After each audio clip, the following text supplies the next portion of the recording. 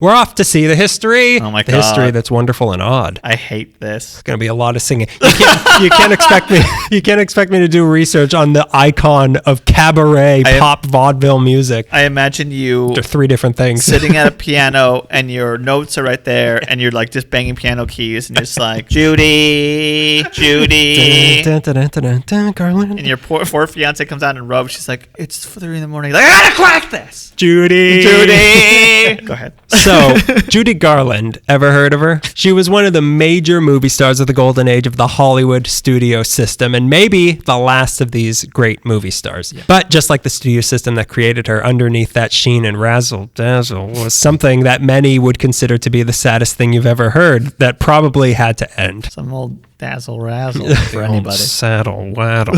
There was a rotten core to old Hollywood, and nobody really embodied that better than Judy Garland. It was the worst kept secret, and then it was no secret. So to show just how strong these two sides of Judy and Hollywood, don't forget the metaphor, were and how interconnected to each other they were, I'm going to first give the straight history of Judy Garland and all her achievements. Then we're going to go back and see what was going on beneath all of that. Okay. I didn't do that. You didn't do your Judy Garland part of the story? Frances Ethel Gum. That's her name. Really? She was born June 10th, 1922 in Grand Rapids, Minnesota to Frances Avent and Ethel Milna Gum, two people who took the idea that their kids get half from each parent way too literally and named them after both of them. They couldn't even give her the Ethel, the feminine first name. They changed the masculine into feminine. And it all starts, and the trauma starts there. We'll get to it. Her parents had been vaudeville performers who performed under the stage names Jack and Virginia Lee, but by the time Frances was born, they were settled into Grand Rapids with her dad running a local movie theater, the New Grand, that the two would also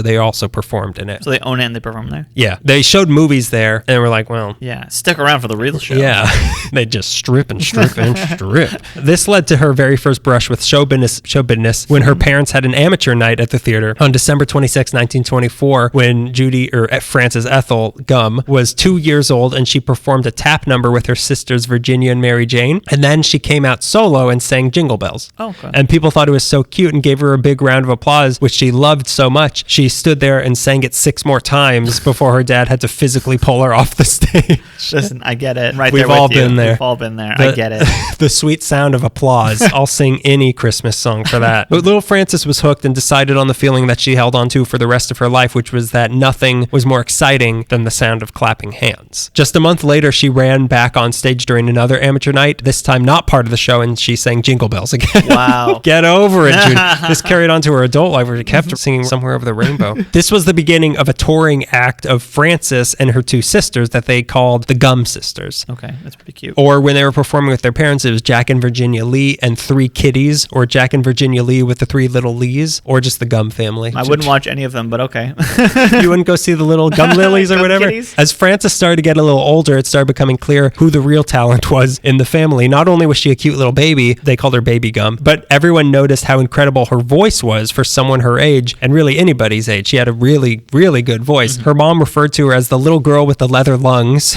She had the singing voice of a grown woman in the body of a little girl. They must have been like, that's money. She's singing money right now. You hear that? That's the sound of my bank account growing. Clang, clang, clang, said the cash machine. There's no cash machine. Come on. Clang, clang, clang, send the Venmo. What does that mean?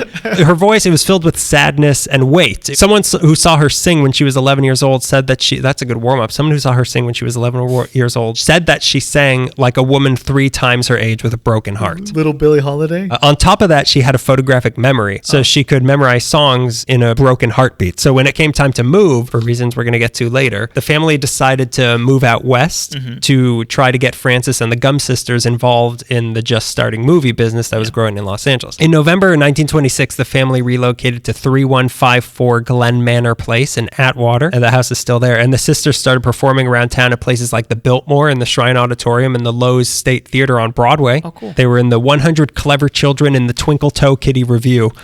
Their mom enrolled them in Ethel Meglin's child dance school, which was called the Meglin Kitties. Everything was the kitties. It was all kitties back that's then. How you sell tickets. They put them in that school to hone their skills. Their mom played the piano in the school to earn money, but their dad was having trouble finding work. So in March 1927, he was forced to move his family to Lancaster at 1207 Cedar Street and bought a movie theater there called the Valley Theater. He also bought a meth lab. Clang, clang, clang went my teeth falling out. But the performing continued. Side note, oftentimes in blackface. But hey, I guess it was the 20s. Imagine Judy Garland in blackface. As a little girl. How horrible. Yeah. They were driven the 6 hours round trip from Lancaster to perform in the more civilized parts of the city, and they started playing bigger and bigger places. They played at the Ebel, the Chinese Theater, the Coconut Grove. Coconut Grover down on Poi Street. Between 1924 and 1935, they had done hundreds of performances on both radio and vaudeville. In 1934, they performed at the Chicago World's Fair, where their name was misspelled as the Glum Sisters. And a comedian performing there named George Jessel, he pointed out to them that maybe Gum isn't the best name to use on stage because it rhymes gum, dumb. It's too easy. So the sisters decided to make it something more catchy. Now, there's different stories of where the name came from. So it was either a name given to them by Jessel after a drama critic in New York, or it was the maiden name of their mom. But from now on, the sisters were known as the Garland Sisters. Okay. And 12-year-old Frances wanted a new first name also, so she picked the name. Frankie. She went by the name we all know her for, Stogie Garland. So she picked the title of a Hoagie Carmichael song that she liked, and she was now known as Judy Garland. That's it. That's her name. That's her fake Origin name. Story, yeah. And then she was bitten by a radioactive song. Back in LA, the family bounced back to the main part of the city, living at 2605 Ivanhoe Drive in Los Feliz, then 2671 Lakeview Terrace East, also in Los Feliz, not in Lakeview Terrace, which confused me. Then 842 North Mariposa Avenue in East Hollywood, then to 180 South McCadden Place in Hancock Park. And this new money was coming from their higher profile performances and the movie appearances that started to trickle in for the sisters. So their first appearance was 1929's The Big Review, where they sang "That's the Good Old Sunny South." I can only imagine what color their skin was painted in that one. Ooh, boy. Ooh, geez. Ooh. Someone delete that from the memory. The sisters had a few more song and dance numbers in a few more movies, but pretty soon the older sisters met boys and they got married and they planned on retiring from the group, which would just leave Judy. But that was fine because she was the main reason they were popular. She was Michael Jackson of the Jackson 5. Pretty much. Yeah. Well, there were a couple that were okay. Which one's also, the most don't compare her abused? to Michael. Let's not compare her to Michael Jackson. Similar backstory, though. In fall of 1935, the sisters had performed at the Orpheum. Oh, the big one. Downtown, and a scout for MGM had been in the audience and reported back to Louis B. Meyer of the incredible talent he had seen. She was only 13 years old at the time, and a few days later, she was contacted to come in for an audition with Meyer personally on October 1st. He didn't have her act or do a screen test. He just wanted to hear her sing, and just off her singing, he signed her to a 7-year contract with MGM to make $100 a week, which is close to $2,000 in today's... ludicrous. For a 13-year-old. For a 13-year-old who wears blackface willingly. On the street, not even performing. So now Judy was officially a part of the Hollywood studio machine. So she's in. Good luck. Yeah. Godspeed, Judy Garland. They gave her voice and dance lessons to develop her talents further and put her in studio school with MGM's other child stars like Lana Turner, Ava Gardner, Elizabeth Taylor, and Mickey Rooney. Oh, boy. Became her closest friend, Mickey Rooney. My personal Your enemy. closest friend. My mortal enemy who's been dead for some years now, who is like a century older than who's me. still winning the battle. The one who was washed up before I was even born. So all this was happening on the MGM lot in Culver City, which is now Sony, who used to own us. But it wasn't just an education they were giving her. She was an MGM asset, and they wanted to use her. Property, she was goods. Yeah. The first movie they put her in was Pigskin Parade in 1936, which starred, strangely, Jack Haley, who would go on to be the Tin Man. Oh. And the rest is not yet history. It wasn't a big part, and nobody really noticed her because they didn't know how to use the talents of Judy Garland yet. Then on February 1st, 1937, she was at the big MGM birthday party for another good friend of yours, Clark Gable. Right. So this is the old Hollywood, huh? You can kill one person tonight, and we'll forgive it, as we always do. So at this We'll get Eddie Mannix to take care of it. Don't worry. He's coming up later. Really? They had her at this party sing a parody of Beat Your It. girlfriend? And you're obviously related to this woman who sang a parody at a Hollywood party. So I went to Steven Spielberg's birthday party, and I sang a parody of Adele's, what is her popular song? Rollin' in the Deep, but it was about Jaws. So what? So sue me, and they tried. It was a parody of the song You Made Me Love You, and she called it Dear Mr. Gable, You Made Me Love You. Oh boy. Now that's pretty parody. desperate. No, they made her do it, and the people... Okay, that's just as bad. It's desperate on their part. It's sad on hers. The people at the party loved it so much that they made a point to have her sing it in the 1938 movie Broadway Melody, where it then became apparent, it was everyone's like, oh, can you believe this song? Yeah. It became apparent that this girl, she was going to be a star, and she was going to be a star soon, and she was. They just didn't know how still. They didn't know what to do with her. Make her sing! But how are you not getting this? What can she do? Can we try another silent movie with her? She had performed in a short with a girl named Deanna Durbin, and it was really popular, but MGM had just let Durbin's contract run out before it was released, and it came out and like, oh my God, Deanna Durbin. So she got snatched up by Universal and became a big star for them. So the MGM was determined, we're not going to let this slip through our fingers like the Durbin situation. Durbin girl, yeah. So Meyer made it his personal project to make Judy a star. So they paired her with Mickey Rooney. Guaranteed star maker, Mickey Rooney. Captain Defiler, Mickey Rooney. The first Avenger, Captain Defiler, a.k.a. Mickey Rooney. They put her as his best friend to the main character that was Mickey Rooney, a.k.a. the Great Defiler. What's the movie called? It was a series of movies. It was Andy something. Yeah, Andy Hardy movies. Andy Hardy, yeah. They did a bunch of them. They were all hits. They ended up doing 9 of these movies together. But then the big one came along. MGM was making a movie of The Wizard of Oz, and they needed a little girl who could sing. Okay. Who can we use? Shirley No. Well, the first impulse was Shirley Temple. Really? They wanted her because she was the little girl, and they could borrow her from Fox. But they had a secret weapon in-house. They had Judy Garland, but the problem was Judy was 16, and Dorothy's supposed to be like 8. She's supposed to be Shirley Temple age. She was a little too old, but they figured Judy Garland's 4'11". Shirley Temple can't sing anywhere near. Yeah, exactly. Put her in pigtails. So they figured, go with Judy. Let's figure out how to make it work. More on that later. When I say that, I'm letting you know that something sad's going to happen later. Put a bookmark here, because you're going to be sad later. What's more is that Judy had an ability to transition from talking to singing in a musical without it being jarring or unnatural, like when I do it. Like when I do it! Like when I don't. There. That's why Judy was good. It takes a lot. It's not something a lot of people can do. I could do it pretty well. This was the point where you say the rest is history, but this is a history podcast, so that's what we're going to be talking about for the next few hours. So The Wizard of Oz came out, and while Judy singing Over the Rainbow became what most people remember, the movie itself didn't become how it is now until years later. So it wasn't a huge hit, and the song was actually almost cut from the movie because they felt it made the Kansas part of the movie too long, and that it was degrading to make her sing in a barnyard. She lived in Lancaster. She knows degrading. We don't want this to seem degrading. Give her more pills.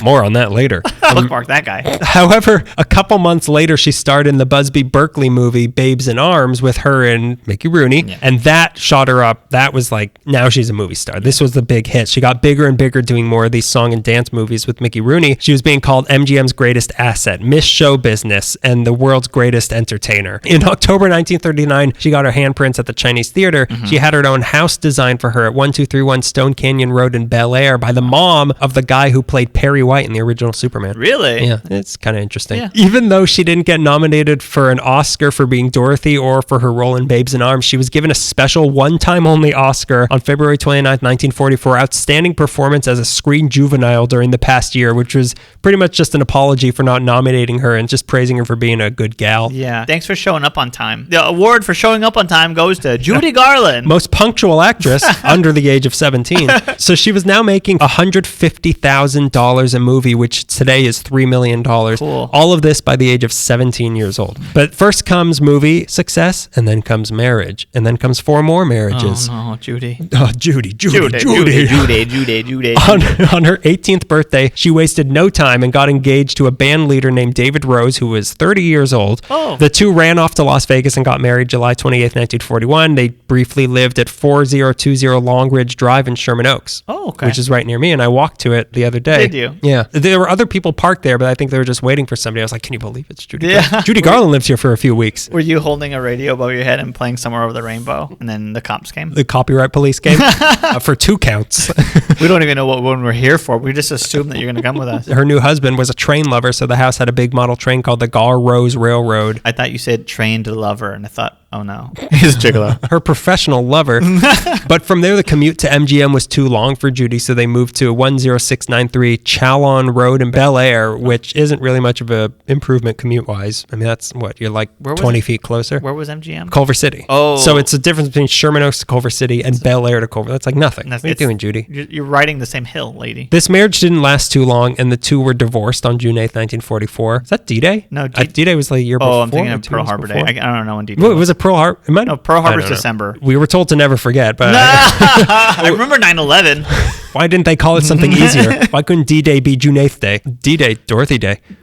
This was where Judy's career entered a whole new level after this divorce. By the time she was already one of, if not the brightest star in Hollywood, and she stayed at that level for the rest of the 40s. Like, she was the queen of the 1940s Hollywood, especially after another iconic role in Meet Me in St. Louis in 1945, Clang, Clang, Clang with the Trolley, where she was the first person to also ever sing Have Yourself a Merry Little Christmas. Really? I did not know that. Wow. I did not know that. But now she was also transitioning into non-singing roles. The first of these was The Clock in 1945. But back on the set of Meet Me in St. Louis, she had wanted to get another crack on a role she had played before, being somebody's wife. She had fallen in love with the director of that movie, who had also done An American in Paris, Madame Bovary, and the original Father of the Bride. His name was Vincente Minnelli. The two were married June 15th, 1945. Was that the day Hitler killed himself? Louis B. Mayer himself walked Judy down the aisle. Wow. I give you my greatest asset. I give you my greatest piece of property. And a herd of munchkins.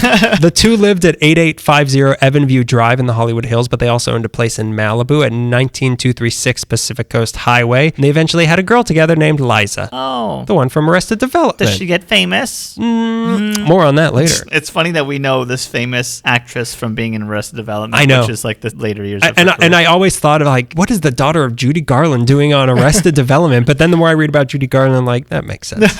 This is her element. This is her element, being attacked by an ostrich. Par for the Minnelli family. But she's great in that show. She is very good. So during this time as well, she got back to her vaudeville roots and started performing solo concerts just of her songs. So she had so many songs that she was known for at this she could point. Just go on the road. Exactly. And there's also other songs. The first of these had been in July 1943 at Robin Hood Dell in Philadelphia, which had 15,000 people in attendance, with another 15,000 who got turned away at the door. So during this time, she also became the first celebrity to entertain troops during World War II. Was she really? Yeah, when all the other entertainers had to be turned into bullets. Sorry, Marilyn, we got to do it. Bob Hope. Sorry. You're made out of a lot of copper. Because of this, she became the first woman to be named an honorary corporal, so suck it, Bob Hope, again. That's twice in one sentence that you've had to suck it. However, as the 40s came to an end, so did her roles in movies. Again, we'll get to that later.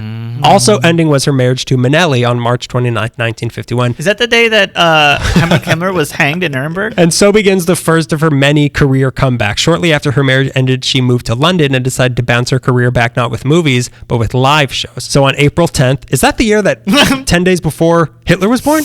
April 10th, 1951, she started her comeback tour at the Palladium in London, and when she walked on stage, she literally fell flat on her face. No. But people in the crowd shouted to her, "Go on, Judy, we love you." And she got up and blew everybody away and continued. Like Rocky. Yeah, she became a boxer. This was her big comeback. That's really sad. But she got up and did it. She's not like, you think of Judy Garland, like, oh, poor Dorothy. Like, Judy Garland had a really good sense of humor, and she was a tough lady. Like, she falling on her face, she's going to make that really funny. I was listening to one of her albums, which we're going to talk about at Carnegie Hall, and like, she's almost doing stand-up in between her, and it's like pretty funny. Like, they're more like funny stories that don't really go anywhere, but like, she tells them in a good way, and she's pretty funny. I'm sure she made this the greatest moment in showbiz history. So it was a great show, and she did that night after night after night after night, and her show was a smash hit, and just like that, she was on top. She was the queen. So helping her manage this new part of her career was a test pilot for Douglas Aircraft turned agent turned producer named Sidney Luft. After the success of her London shows, they decided to take the show to New York City, but when she got there, they found out no one's interested.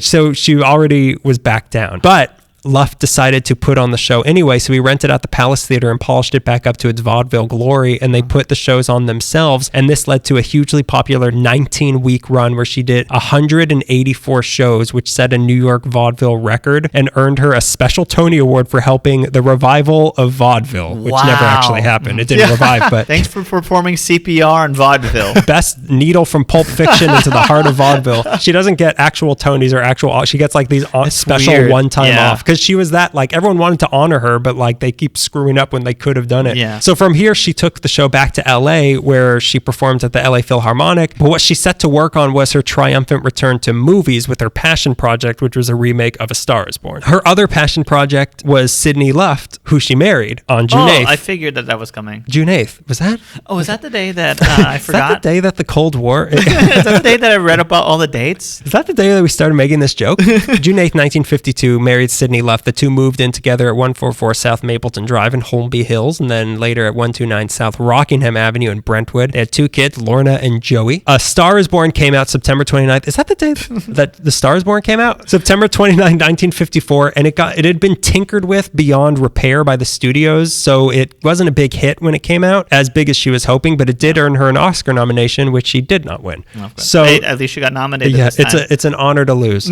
Because it was official. It wasn't like a special thing that I lost. I'd rather lose an official Oscar than be given a fake one. The fake one she got from the souvenir shop on Hollywood Boulevard. This one I could just pick up and grab. No one's stopping me. They love me. They really overcharged me. So then she turned her back again on movies and focused again on live shows and recording. In August 1955, she started a 10-year relationship with Capitol Records. During this time, she recorded 12 albums, which included a recording of her 2-week engagement at the Coconut Grove at the Ambassador Hotel in July 1958 and her April 1961 recording of her show at Carnegie Hall. Which you listened to. Which I just listened to, which many consider to be the greatest night of live entertainment ever. Do you agree?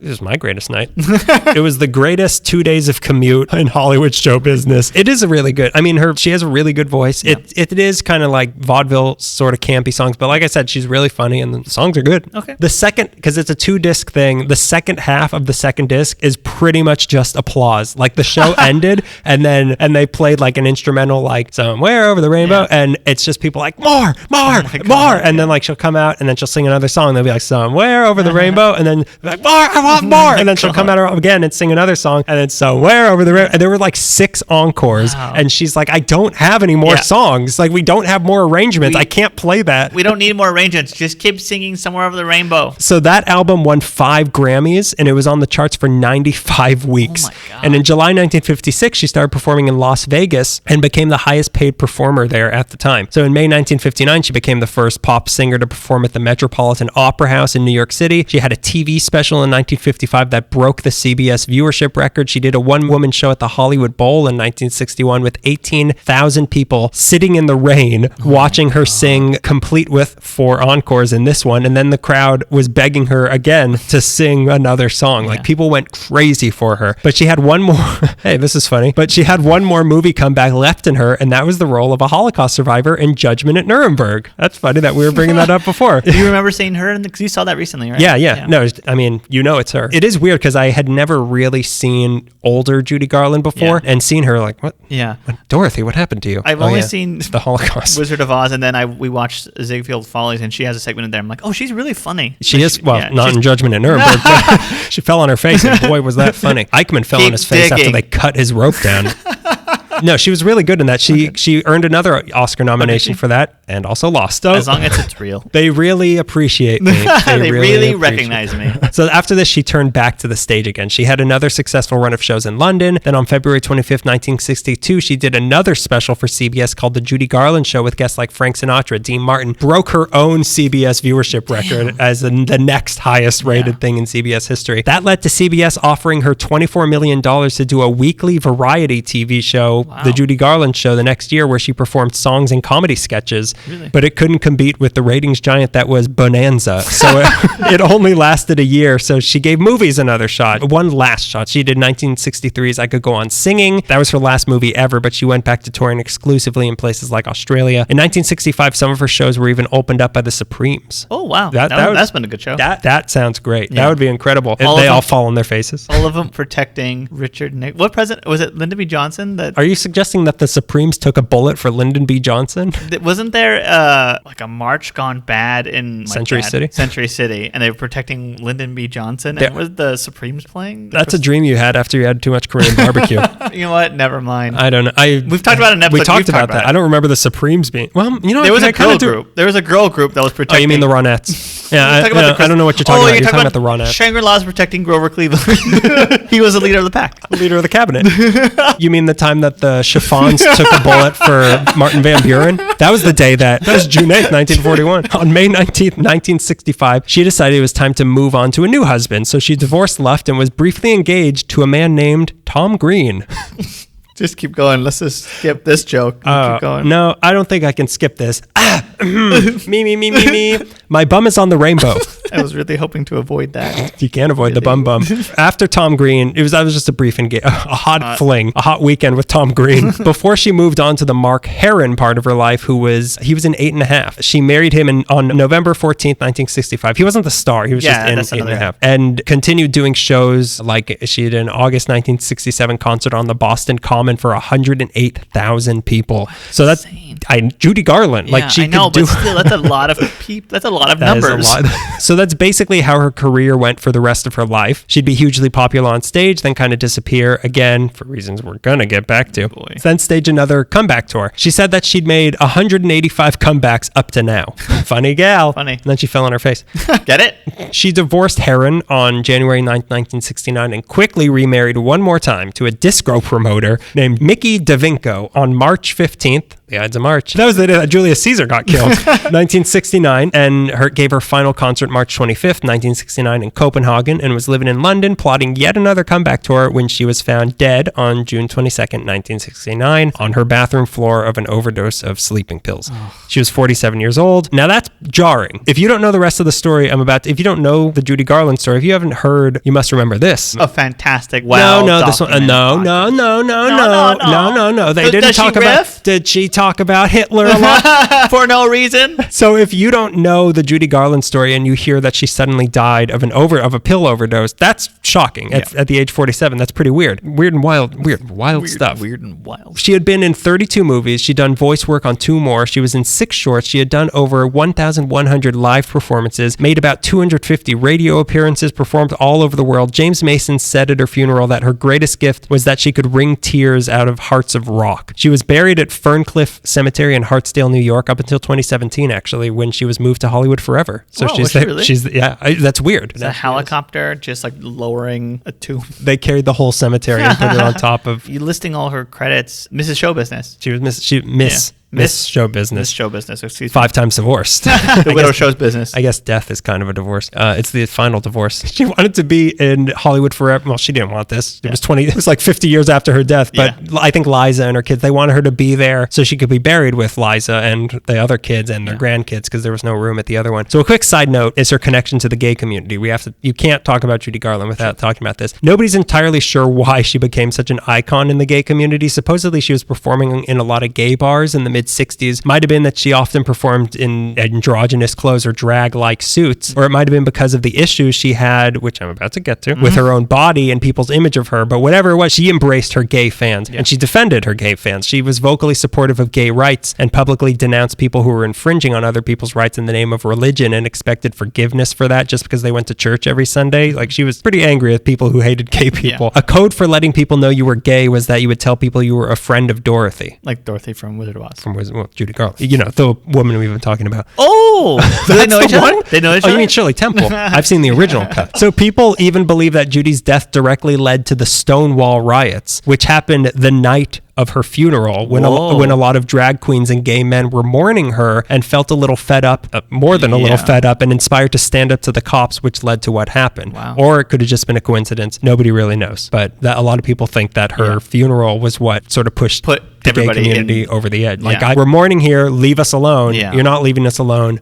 We're rioting. Yeah, so it makes sense. So that was the Hollywood version of the Judy Garland story. Okay. The glossy golden age narrative. What was really happening to Judy Garland was really horrible and indicative of a system that had to be brought down. That would just abuse people, spit them out, they're done. Let's go back to the very beginning and point out that her parents did not want her when they found out that they were pregnant. They wanted to get an abortion, and it wasn't until she was born and started singing that they saw her value.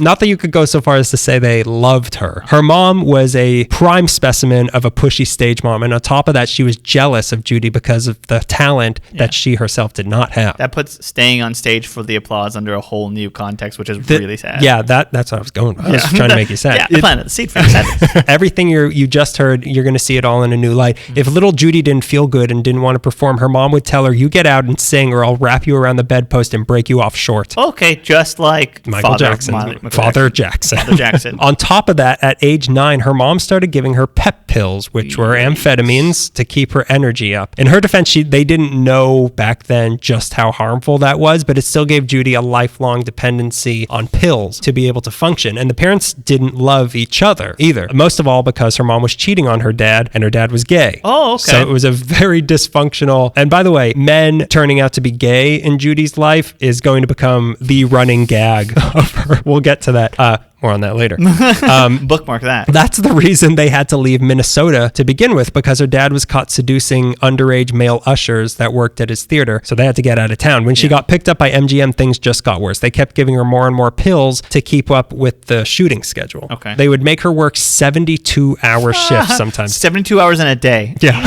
They found a way. They shifted the space-time continuum just so Judy Garland could make more movies. So they'd give her pep pills, cart her onto the set, not Jimmy Carter, cart her onto the set, then give her sleeping pills when it was over until they needed her again. And then give her pep basically pills. To wake her up. Basically just turn her on her. She's a robot. Turn her on and off when you need her. Jeez. It wasn't just her. There was all these kid stars. She said, that's the way we got mixed up. That's the way we lost contact. Wow. All of these kid stars, they all developed addictions. Lana Turner had to ask permission every 5 minutes in their school so she could go out to smoke cigarettes. It's a good life. What, did her daughter grow up and stab Johnny Stompanato? They put Judy in therapy to try to help her cope, but it didn't work. She later said, no wonder I was strange. Imagine whipping out of bed, dashing over to the doctor's office, lying down on a torn leather couch, telling my troubles to an old man who couldn't hear, who answered with an accent I couldn't understand, and then dashing to Metro to make movie love to Mickey Rooney.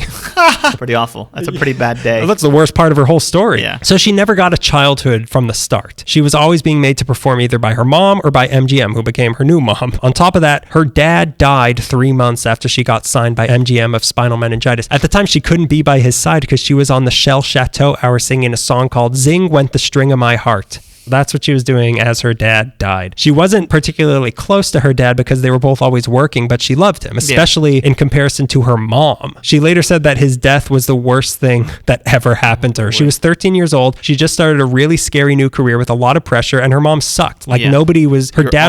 You're all alone. She was all alone. The only person even remotely looking out for her was her dad, and now he's gone. So she didn't cry at his funeral, and she couldn't cry for 8 days later when she finally locked herself in a bathroom and cried for 14 hours. Wow. So that was her that was her sweet 16. Now she was left with her mom, or as she referred to her, the real Wicked Witch of the West. Her mom even made a point to remarry a new guy on the 4th anniversary of her dad's death. Wow. Yep. Good mom. I got something for you. It's a new dad. I know you missed the other one, but this one's younger, and he's not gay this time. I have sex with this one.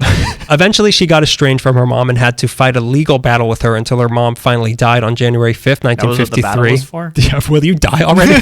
The court recognizes her death. And it is official.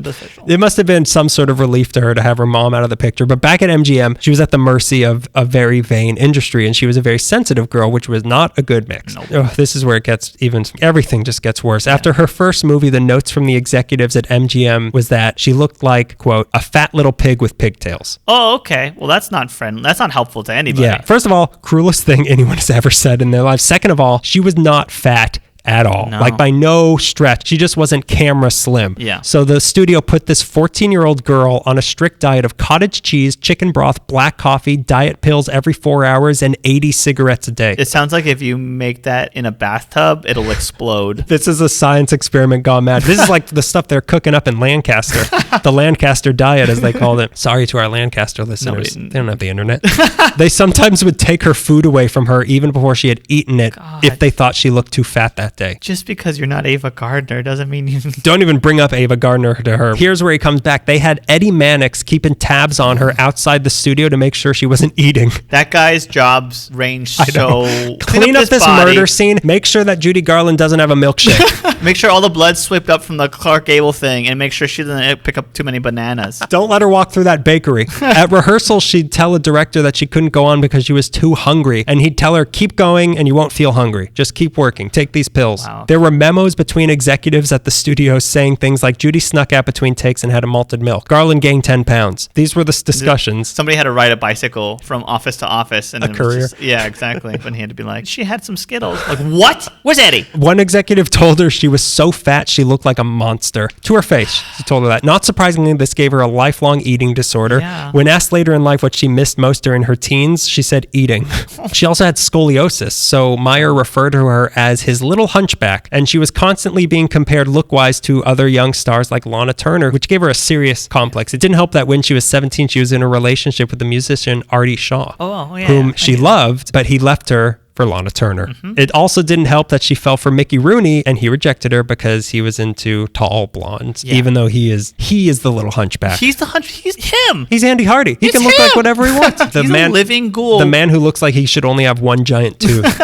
She hated that little girl with the leather lungs nickname her mom gave her. She later said she would rather have been called pretty or nice. That's what she wanted to hear. She didn't want to hear, oh, she's got the lungs of an old buffalo. To deal with her looking older than they wanted for the part of Dorothy, and them feeling that she was so unmanageably fat, they put her in a corset, they put caps on her teeth, they taped down her breasts, they put stuff in her nose to reshape it. That checkered design on her dress was specifically made to create a blurring effect to make her look younger and slimmer. Then, of course, there were the creeps. There were a lot of studio men hitting on her starting from age 16, with a lot of Weinstein-like stories that are circulating. Supposedly, some of the Munchkins on set sexually harassed her, but most people deny that happened. The Munchkins deny that happened? Of course, the Munchkins will never cop to anything except cop a feel. Judy Garland said that never happened, but some people say it did. I don't know. Who did sexually harass her for sure was Louis B. Mayer, who on several occasions would tell her she should sing from the heart as he grabbed her breast. Wow, okay. The guy who walked her down the aisle? Yep. Holding her by the breast. Yeah. Eventually, she stood up to him and told him to stop doing that, to which he responded to by crying.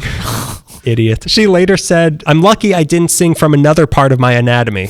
She had a pretty good sense of humor for all the horror she's been through. She grew up entirely in the public eye, and she felt that her mom and MGM stole her childhood from her, and that put her on a really bad path for the rest of her life. When she wanted to stop being a kid and to start be seen as a woman, the studio wouldn't let her. Yeah. The studio initially objected to her marriage to David Rose, her first one, because they wanted her to be seen in the public eye as a little girl. Also, Rose was married to another woman at the time, so they had to wait a year, but when they finally did get married, they soon got pregnant, but her mom and MGM didn't want her to seem too motherly, which they felt would ruin her career, so they made her get an abortion. She's like a product. She's an asset. She's an asset. MGM's not ready to have a baby yet. It's not a good time for us at MGM. This was a common practice that the studios would make their female stars get abortions so as not to ruin their image both physically and in the public's eye. So she was not the only one that movie studios made women get abortions. So Judy also was not satisfied in this marriage, and in 1943, she began an affair with Tyrone Power. Wow. Who supposedly got her pregnant again, and she was forced to have another abortion. She had great affairs. Frank Sinatra, Yul Brynner, Orson Welles, good Orson Welles, young Orson Welles. Shadow Orson Welles? Yeah, Citizen Kane, but which part of the movie Orson Welles? You better pick it. Not Hot Dog Orson Welles. Hot Dog Orson Welles. Hot Dog Orson Welles. Dog. And our old friend, Joe Mankiewicz. Remind me? Isn't he Monkey Bitch? Oh, yeah. Or was that another Mankiewicz? No, I'm pretty sure that's Monkey Bitch. It's the timeline adds up. He was from the Mankiewicz family. Anyway, she was divorced and filming Meet Me in St. Louis at the time, but Mankiewicz was married with kids, and he eventually ended it. So she started dating another actor on set named Tom Drake, who turned out to be gay. Oh, wow. So that's the second man in her life. Around this time, with her fame skyrocketing and her marriage to Minnelli, is when emotionally and mentally Judy started falling apart. On the set of Girl Crazy, ironic, she had missed 17 days of shooting, but people just attribute it to how mean Busby Berkeley was to her. But in reality, Judy's addiction to pills was just getting worse. That's why she was missing work. She developed insomnia, so she kept popping amphetamines to have energy and then sleeping pills to come down. Yeah. She was stealing pills from people's medicine cabinets at parties. Her weight was fluctuating. She was going to therapy, but she thought the therapist looked bored with her truth, so she started making up fake dreams she had because she wanted to keep the therapist entertained, and the therapist would applaud her dreams. She started showing up late on set more and more, and sometimes not at all. On top of that, she was suffering from serious depression and got some serious postpartum after Liza was born. Yeah. She stayed off pills during her pregnancy, but she tried to go out too soon after her birth, and she collapsed on the streets of Beverly Hills. Not only did nobody really know what to do for her, there weren't even drugs for depression until 1957. So even if they understood what was going on, they had no medicine or institutions in place to do anything about it. But 1948 was really when her problems came out in the open and they couldn't be ignored anymore. This was when she had a nervous breakdown on the set of The Pirate and was sent to Las Campanas Sanitarium in Compton, which was the best they could do. But after 2 weeks, she was sent to a hospital in Boston because they weren't equipped to deal with her in Compton. She said that saying goodbye to Liza made her almost literally die of anguish. Wow. Meyer paid for her to be sent to Boston because he just wanted her to be away from anyone who would give her pills. She stayed there for 11 weeks. That summer, an LA tabloid called Hollywood Nightlife printed a series of 3 front-page articles about a Miss G who had a serious drug problem, and everyone knew exactly who this was. So now this wasn't just Hollywood's worst-kept secret. The entire country now knew Judy Garland has a pill problem. Yeah. They all know what's going on. The hospital in Boston was actually good for her, though, because they were feeding her 3 meals a day, like real meals, not just cottage cheese and coffee. And she regained her weight to a healthy level. Yeah. But when she got back to MGM, they told her she was too fat and she had to slim down again. Who gave you 3 meals a day? Did you eat protein? Right. You look well fed. What happened? Who is this cow? What do you weigh, 120 pounds? This was also around the time things were really going south with their marriage to Minnelli, which was never good to begin with. Yeah. She later said that the whole marriage was set up by the studio, and Minnelli turned out to be gay. Oh boy. That's number 3. Her life was completely out of control and she didn't know how to deal with it. It was around this time that she walked in on him in bed with the handyman. She later said, all my newfound hope evaporated and all I could see ahead was more confusion. I wanted to black out the future as well as the past. I didn't want to live anymore. I wanted to hurt myself and others. This was her first suicide attempt. She cut her wrists, but she survived, and not long after was right back on set trying to pretend she was fine, but she could not keep it together. More and more, she wasn't showing up for work. She started getting electroshock therapy, but that wasn't helping, surprisingly. She was fired from Annie Get Your Gun, and her reputation of being unreliable spread. Between 1949 and 1950, she was fired from 3 movies. She was replaced by Ginger Rogers, Betty Hutton, and Jane Powell, which made her so upset that she locked herself in the bathroom at home yelling, I want to die. Then Minnelli heard glass smashing in there, broke the door, found that she had broken a water glass and dragged it across her throat. It wasn't that bad. Okay. It sounds horrible. She just needed a Band-Aid. It was just kind of scratched up. But the tabloids and the LA Times caught wind of it and reported Judy Garland slits her throat. She tried, and this publicity just wasn't worth it to MGM anymore, so they terminated the contract of the women whose life they had helped ruin a year earlier than it was supposed to end on September 29th, 1950, which did not help her emotional state. This is around the Luft time of her life with all those comeback concerts. Right. While the concerts themselves were great, the events around them weren't always. She was collapsing from overwork. Some shows she wouldn't show up to at all. A lot of them started hours late and then had a 90-minute intermission where she would go backstage and collapse from exhaustion, saying she can't finish the show, but she would. She'd go out and she'd do it. As the 50s went on, she also started having throat problems that would affect her voice. So she had constant laryngitis and her voice started losing its power, but her personality was still huge and magnetic as ever, so the shows were still good. One time she was at a bar drinking when she was supposed to be on stage, and an agent found her and scolded her for being late, but she just looked at him and said, honey, they don't pay me to be on time, they pay to see the drama. Oh my God. Judy Garland. Can't argue with that. Nope. Then in the fall of 1959, she got so sick she couldn't work at all, and she went to a hospital in New York where they found out she had hepatitis, and she had had it for like 3 years, caused by all the pills and the tranquilizers she was taking, and the doctors told her, you're never going to perform again. But nothing ever stops Judy Garland, and that's when she bounced back and did that legendary Carnegie Hall concert. After that. Then there were her comeback with The Star Is Born. That was a nightmare. It was supposed to cost $3 million to make, but Judy would barely show up on set, and when she did, she'd often hide in her dressing room crying and then leave and not come back for several days. So it took twice as long to make that movie and cost $6 million because of her delays. Saddest part was that she did such a good job on the movie regardless, and she was expected to win the Oscar for it, and on Oscar night, she was in the hospital because she had just given birth to her son the day before, so all the camera crews were outside her room. She was all mic'd up to give her an acceptance speech from the hospital bed. Then the award went to Grace Kelly. So they just unplugged their equipment, left. Wow. Left her alone. Enjoy your son, lady. Maybe they'll give you a consolation award again. Best son. Meanwhile, her marriage with Luft was maybe her worst one yet. From the get-go, it was bad because they started their affair while they were both still married to their previous spouses, and she got pregnant again and was yet again forced to have an abortion, this time by Luft, who didn't want it to jeopardize their comeback tour that they were planning. He wasn't gay. Okay. But he did beat her. Ew. I'd rather the gay. He'll take care of you. Especially when he found out that she was cheating on him. On top of that, he had a gambling problem and gambled away most of her money. And then many years later, in 1993, he tried to sell her Oscar, and he got sued by the Motion Picture Academy. Her manager was also stealing her money, and none of it had been safe. So even while she was an international star, she was almost completely broke. She would skip out on hotel bills. Supposedly she was staying on some of her fans' couches. Her life was a mess. Then in 1964, her sister committed suicide, which led to Judy herself overdosing in Hong Kong. Luft claimed that in their 13 years of marriage, Judy had attempted suicide 20 times, which is why he fought her so hard in the divorce for custody of their kids. And even though Liza had to call the ambulance several times to save her mom's life and had to keep her from jumping out of a window once, and one time she threw a knife at her son, she did love her kids, and she tried to be as good to them as she could given her situation. She made a point to not treat them the same way her mom did. But as her kids got older, she got kind of estranged from them, and her life was getting more and more isolated because she was superhuman in many people's eyes. She once said, "If I'm such a legend, why am I so lonely?" Boy. Very sad. She also knew her reputation. She said, "I've heard how difficult it is to be with Judy Garland. Do you know how difficult it is to be Judy Garland? And for me to live with me? I'm told I'm a legend. Fine, but I don't know what that means. I certainly didn't ask to be a legend. I was totally unprepared for it." Her marriage to Heron wasn't much better. He also hit her, as he said, only in self-defense. He was also gay. Wow, okay. So sometimes... Check all. Yeah. He was actually caught having an affair with none other than Liza Minnelli's husband, Peter Allen. Whoa. Yeah, that's because they're not related, but like...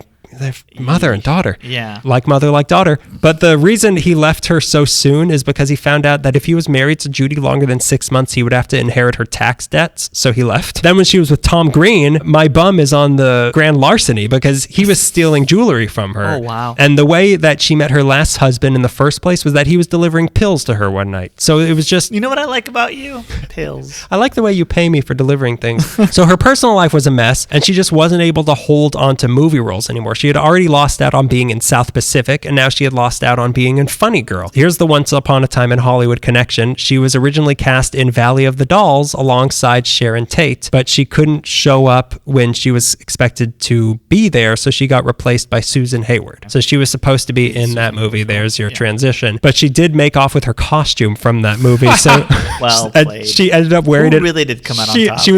She wore it on her comeback tour shows. That's funny. Which, for as popular as they were, they had a lot of hiccups. At one show, she showed up 20 minutes late and got heckled for being late. So she immediately walked off stage and then announced she was too sick to continue the tour, then showed up for the next show the next night. So it was all over the place. Other times she had breadsticks thrown at her for being late. Apparently one time backstage she set the dress she was wearing on fire. By the time 1969 came along, she was really frail. And on the day of her death, supposedly her and her husband had a big fight that he stormed off from and came home, found her dead. It's not ever been entirely clear whether or not this overdose was an accident or not. Right. So we don't really know. She was loved by so many people, but nobody close to her knew how to help her. The guy who wrote a lot of her songs said, everybody loves Judy, but she thinks nobody loves her. There weren't drug rehab facilities until 1968, but by then it was too late for her. She just became such a huge star, she couldn't control it. She said that everyone always expected her to always be her best, but she didn't always feel like her best, so she took pills to get her through it, and she couldn't stop. When she was asked why she still worked so hard to perform, she said, because I was born to do that. She didn't know anything else. I mean, her earliest memory would be performing. She said, the stage was my only friend. It was the only place I felt equal and safe. When you have lived the life I've lived, when you've loved and suffered and been madly happy and desperately sad, well, that's when you realize you'll never be able to set it all down. Maybe you'd rather die first. And she did. But she knew that applause alone doesn't sustain you at 3 a.m. when you can't sleep. Show business preyed on her, and it slowly ate her alive. If the studios hadn't exploited her the way that they did, she could have had a more stable life drawn out over a longer length of time on vaudeville or something. But the Hollywood studio system, it was so high octane that it needed her young and needed her often, and it burnt her out. She's considered to be the first public victim of stardom, and she didn't even really want to be a movie star. Like, she didn't want this. She just wanted to sing on records and in concerts. She didn't even like LA. I dare say she hated LA. It wasn't a good place for her, and it put her around a lot of people that weren't looking out for her best interests. She said, I hate the sun.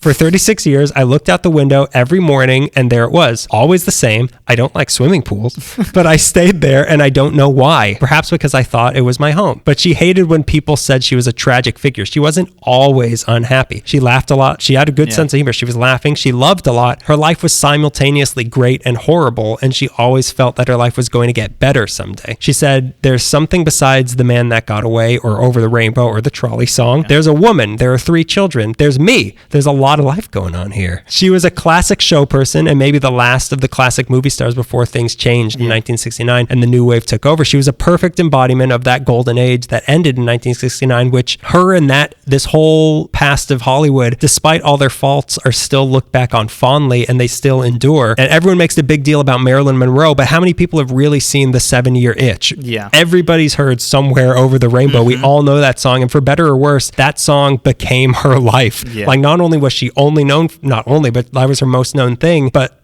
that song, the meaning of that song, it perfectly captures what she was struggling with her entire life. She even said, I tried my damnedest to believe in that rainbow that I tried to get over and I couldn't. I just couldn't. Oh my God. Sad. Wow. Sad stuff. It's tragic, but like showbiz.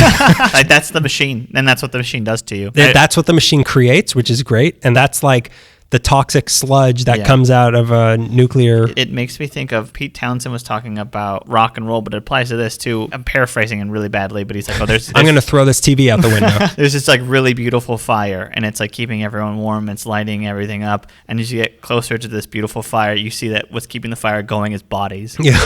Yeah, that sounds like something Pete Townsend would say. It's weird because, you know, before really doing this, I knew Judy Garland was a star beyond The Wizard of Oz, but like The Wizard of Oz is, and that she had a lot of problems, but The Wizard of Oz is so massive. Like that is, if she had only done that, she would still be a legend. Famous, but like she did so much stuff. And like not only did she do so much stuff, that was so early. That was so early in her career. And she carried on after that for so many years. She had another 30 years after that where she was mostly on top. Yeah. And how many times do you say, and then she came back, and then she came back, and her big comeback. Yeah. Her particular talent endured throughout so many decades. Yeah. And she was able to capture whatever people were into and bring it back. And even if like vaudeville wasn't a thing anymore, like, well, I'm doing it. Yeah. And now we all like it again.